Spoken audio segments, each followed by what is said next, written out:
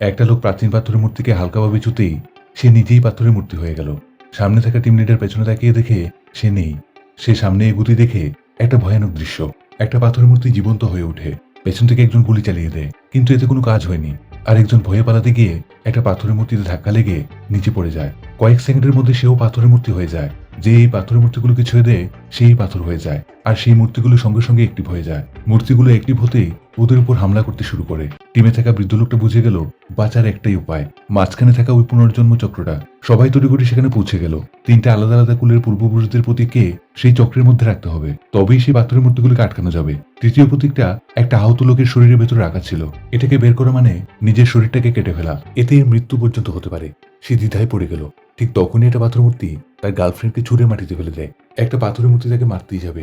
এমন সময় সে তার বুক চিরে ভেতরে থাকা প্রতীকটাকে বের করে সেই চক্রের মধ্যে রেখে দেয়। তিনটা প্রতীক একসঙ্গে সক্রিয় হতেই পাথরের মূর্তিগুলো ডিঅ্যাক্টিভেট হয়ে যায়। সবাই বেঁচে গেল, কিন্তু সেই ছেলেটা মাটিতে লুটিয়ে পড়ে। চক্রের মাঝখানে কালো লিকুইড মতো কিছু বের হতে থাকে। তার ভেতর থেকে চকচকে একটা নীল পাথর উঠে আসে। বৃদ্ধ লোকটা তৎক্ষণাৎ সেই পাথরটাকে গিলে ফেলে। পাথরটা গিলতেই ওনার চোখগুলো কালো হতে শুরু করে।